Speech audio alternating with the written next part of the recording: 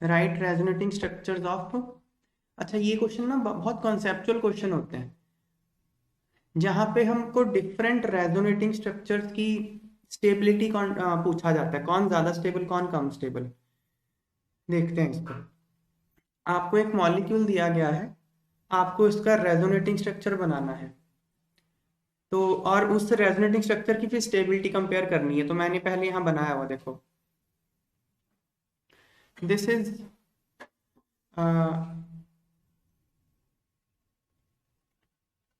ये molecule given है हमको क्वेश्चन में, ठीक है। तो ये क्वेश्चन में मॉलिक्यूल गिवन है, और इसका अगर हम रेजोनेटिंग स्ट्रक्चर बनाएं तो बन सकते हैं इसके। रेजोनेंस मैंने क्या बोला था, कौन रेजोनेंस शो कर सकता है? ये है सिंगल बॉन्ड, यहाँ है डबल बॉन्ड, यहाँ है डबल बॉन्ड, एक सिंगल बॉन्ड के दोनों आसपास डबल बॉन्ड, यहाँ पे वो सिस्टम है ये। तो अब ये इलेक्ट्रॉन यहाँ जाएंगे, एरो से दिखाया हुआ, तो इसका रेजोनेटिंग स्ट्रक्चर बन जाएगा। यहाँ से इलेक्ट्रॉन चले गए तो यहाँ पॉजिटिव चार्ज, जहां से चले जाते हैं वहां पॉजिटिव चार्ज आता है, जहां पहुंच जाते हैं वहां नेगेटिव चार्ज आ जाता है। एक तो ये बन सकता है, दूसरा क्या बन सकता है, हालांकि यही बनेगा, इसका मेजर कंट्रीब्यूटर यही होगा। मैंने बोला था कि आप एक्चुअली ये ऑक्सीजन ज्यादा इलेक्ट्रोनेगेटिव होता है ना, तो ये अपनी तरफ खींचेगा इलेक्ट्रॉन, ये ज्यादा कंट्रीब्यूशन करेगा। पर हाँ, ये भी हो सकता है उल्टा हो जाए, वो थोड़ी बहुत मात्रा में ये भी होगा कि ये इलेक्ट्रॉन इधर चले जाए, जैसे यहाँ दिखाया, ये इलेक्ट्रॉन इधर चले गए, यहाँ चले गए, तो ऑक्सीजन पे पॉजिटिव चार्ज आ जाए, कार्बन पे नेगेटिव आ जाए। तो इसके दो रेजोनेटिंग स्ट्रक्चर बनेंगे, एक ये और एक खुद है, तो तीन हो गए बेसिकली रेजोनेटिंग स्ट्रक्चर्स, ठीक है। तो हमको क्वेश्चन पूछा है इन तीनों में से स्टेबिलिटी ऑर्डर बताइए, क्वेश्चन ये है। समझ में आई बात? क्वेश्चन समझ में आ गया? डिफरेंट रेजोनेटिंग स्ट्रक्चर्स का क्या बनाना है, स्टेबिलिटी ऑर्डर बताना है। तो ये कुछ रूल्स हैं, यहाँ मैंने 4 रूल लिखे हैं जो आपको हेल्प करेंगे। पहला rule, neutral structures are more stable than charged structures. जो न्यूट्रल होते हैं, जिनमें कोई चार्ज नहीं होता, वो ज्यादा स्टेबल होते हैं। तो इनमें देखो 3 है, ये 3 है ना, इनमें से सबसे ज्यादा स्टेबल कौन हो जाएगा फिर? 1, क्योंकि उसमें कोई चार्ज नहीं है, वो न्यूट्रल है, ठीक है ना। 2 और 3 में तो चार्ज है, ठीक है ना। हाँ, अगला देखो ऑक्टेट रूल। अगला रूल जो हमको स्टेबिलिटी डिसाइड करने में हेल्प करता है वो octet rule. Resonating structure in which all atoms have complete octet is more stable. अगर आपको 2 रेजोनेटिंग स्ट्रक्चर मिले, एक में ऑक्टेट कंप्लीट हो, एक में कंप्लीट ना हो, तो कंप्लीट वाला ज्यादा स्टेबल होता है। यहाँ देखो, जहां भी कार्बन पे पॉजिटिव चार्ज आ जाए, समझ जाना ऑक्टेट कंप्लीट नहीं है उसका। यहाँ पे कार्बन का ऑक्टेट कंप्लीट नहीं है। अगर आप देखोगे तो यहाँ H2 ऐसे है ना, मतलब कार्बन ने 2 बॉन्ड तो हाइड्रोजन के साथ बना लिए, एक बॉन्ड यहाँ बना लिया, 3 बॉन्ड बना लिए, 3 बॉन्ड मतलब 6 इलेक्ट्रॉन, 8 चाहिए, ऑक्टेट पूरा नहीं है इसका, तो ये स्टेबल नहीं हो पाएगा। यहाँ देखो, यहाँ पे किसका ऑक्टेट नहीं पूरा? ऑक्सीजन का नहीं पूरा। ऑक्सीजन ने एक बॉन्ड तो यहाँ बना लिया, तो 2 इलेक्ट्रॉन थे, यहाँ से आगे 4 एयर है, 6 हो गए, तो 6 हो गए ना। ऑक्टेट इसका भी पूरा नहीं है, तो ये दोनों स्टेबल नहीं है। मतलब इन दोनों में कौन स्टेबल कम है, वो तो अभी हमको पता नहीं चल पा रहा, अगला रूल पढ़ के बताएंगे। समझ में आ गया? 2 और 3 का ऑक्टेट नहीं पूरा। अगला देखो, electronegativity rule. Negative charge on more electronegative element is more stable. अगर नेगेटिव चार्ज हो तो वो मोर इलेक्ट्रोनेगेटिव पे तो ज्यादा स्टेबिलिटी आती है, और पॉजिटिव चार्ज लेस इलेक्ट्रोनेगेटिव पे तो ज्यादा स्टेबिलिटी आती है। इस रूल से हमको पता चल जाएगा। देखो, मुझे बताओ, कार्बन और ऑक्सीजन, इन दोनों में से कौन ज्यादा इलेक्ट्रोनेगेटिव है? ऑक्सीजन ज्यादा इलेक्ट्रोनेगेटिव है। ज्यादा इलेक्ट्रोनेगेटिव मतलब उसको नेगेटिव चार्ज ज्यादा रास आता है, नेगेटिव चार्ज संभाल के रखेगा वो। यहाँ पे ऑक्सीजन पे नेगेटिव चार्ज है, यहाँ पे कार्बन पे नेगेटिव चार्ज है। नेगेटिव चार्ज को कहाँ ज्यादा तसल्ली मिलेगी? मोर इलेक्ट्रोनेगेटिव एलिमेंट के ऊपर, ऑक्सीजन के ऊपर ज्यादा उसको तसल्ली मिलने वाली है। तो इसलिए 2 ज्यादा स्टेबल है on the basis of electronegativity rule. Negative संभाल के रखेगा ना उसको, इलेक्ट्रोनेगेटिव मतलब खींच के रखता है उसको।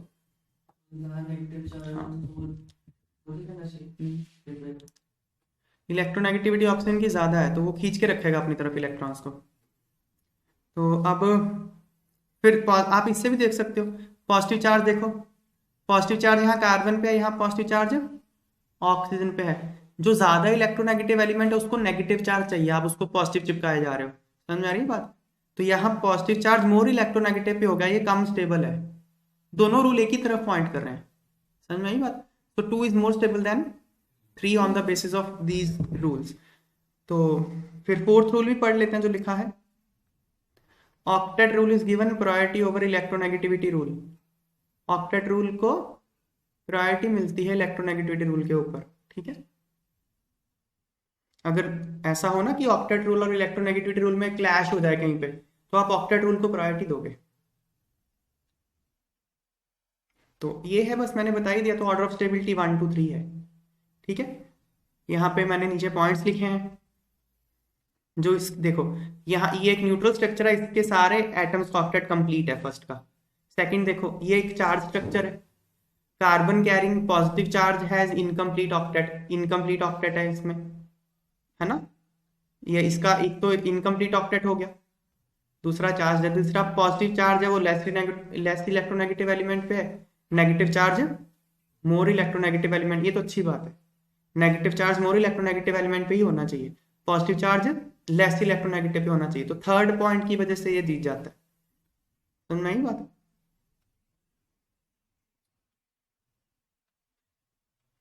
Explain why the following two structures 1 and 2 cannot be major contributors to the real structure of this। Okay, अब नया शब्द आ गया हमारे लिए। पहले ऊपर वाला क्वेश्चन देख लो अच्छे से, आ गया। स्टेबिलिटी बतानी थी डिफरेंट स्ट्रक्चर्स की, डिफरेंट रेजोनेटिंग स्ट्रक्चर की स्टेबिलिटी बतानी थी। दूसरा पॉइंट ये होता है कंट्रीब्यूटिंग स्ट्रक्चर्स का।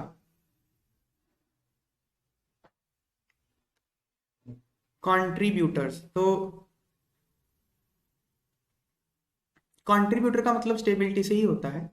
देखो, अगर आप देखोगे इन्हीं स्ट्रक्चर्स का एग्जांपल लेके फिर से बताता हूं मैं। ये 3 रेजोनेटिंग स्ट्रक्चर्स थे,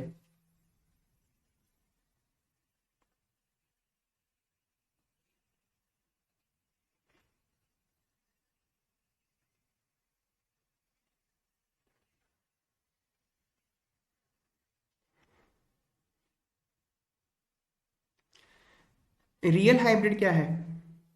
CH CHCHO dot dot dot dot dot dot dot dot, यहाँ डीलोकलाइजेशन ऐसे, ये रियल हाइब्रिड है। ये जो मॉलिक्यूल्स हैं 1 2 and 3 दीज आर इमेजिनरी, ये एग्जिस्ट नहीं करते। एग्जिस्ट तो सिर्फ रियल हाइब्रिड करेगा। समझ में आई बात? अब रियल हाइब्रिड में कंट्रीब्यूट करते हैं ये तीनों। समझ में आई बात? आप ऐसे कह सकते हो रियल हाइब्रिड में इन तीनों की झलक है। समझ में आई बात? But these are imaginary, all these are imaginary. तो अब ये होता है कि रियल हाइब्रिड किसके ज्यादा क्लोज है, रियल हाइब्रिड में किसका ज्यादा योगदान है, उसको बोलते हैं कंट्रीब्यूशन। तो जितना स्टेबल रेजोनेटिंग स्ट्रक्चर होता है वो रियल हाइब्रिड में उतना ज्यादा कंट्रीब्यूट करता है, मतलब रियल हाइब्रिड उसके जैसा ज्यादा लगता है। समझ में आई बात? मोर कंट्रीब्यूशन। क्यों लगता नहीं, क्या है ये जो ज्यादा हाँ, जो ज्यादा कंट्रीब्यूटिंग स्ट्रक्चर होता है ना रियल हाइब्रिड उसके जैसा ज्यादा लगता है, ठीक है ना। तो अब तो उसको क्या बोलते हैं? Major contributor. क्लियर बात है? जो रियल हाइब्रिड में ज्यादा कंट्रीब्यूशन करे, मतलब रियल हाइब्रिड में जिसकी झलक ज्यादा मिले, वो मेजर कंट्रीब्यूटर होता है। और मेजर कंट्रीब्यूटर कौन होता है? जो ज्यादा स्टेबल होता है, ठीक है। तो कोई मॉलिक्यूल, ये 3 रेजोनेटिंग स्ट्रक्चर्स हैं, इनमें जो सबसे ज्यादा स्टेबल होगा वो मेजर कंट्रीब्यूटर होगा। क्लियर? तो सबसे ज्यादा कंट्रीब्यूशन 1 की है, उससे कम 2 की, सबसे कम 3 की है। कंट्रीब्यूशन का समझ में आ गया? मतलब स्टेबिलिटी ऑर्डर ही पूछा होता है। अगर आपसे पूछे मेजर कंट्रीब्यूटर कौन है, जो सबसे ज्यादा स्टेबल है। क्वेश्चन देखते हैं फिर से अब। Explain why the 2 structures 1 and 2 can not be major contributor to the real structure of this. 2 structure दिए हैं हमको, देखो ये 2 स्ट्रक्चर दिए हैं, ठीक है ना। और मॉलिक्यूल कौन सा था? ये मॉलिक्यूल था। ये भी एक्चुअली रेजोनेटिंग स्ट्रक्चर ही है। समझ में आई बात? ये रियल हाइब्रिड नहीं है, ये ध्यान रखना। 1 2 let this be 3, all these are resonating structures. समझ में आई बात? रियल हाइब्रिड क्या होगा? डॉट डॉट डॉट होगा, जिसमें जिसमें इलेक्ट्रॉन डीलोकलाइज्ड होंगे। Dot dot dot dot dot, है ना? हाँ, तो है ना? उसने बोला है कि वन, तीन रेजोनेटिंग स्ट्रक्चर्स हैं, तो 1 और 2 मेजर कंट्रीब्यूटर नहीं है, 3 है मेजर कंट्रीब्यूटर। ये पूछा है क्यों है ऐसा, समझ में आया क्वेश्चन? क्वेश्चन देखो एक बार। Explain why the following two structures 1 and 2 can not be major contributor to the real structure of this. Real structure of this मतलब ये खुद भी रेजोनेंस हाइब्रिड, रेजोनेंस स्ट्रक्चर ये खुद रियल हाइब्रिड नहीं है, इसका रियल हाइब्रिड। समझ में आई बात? क्वेश्चन ठीक है ना?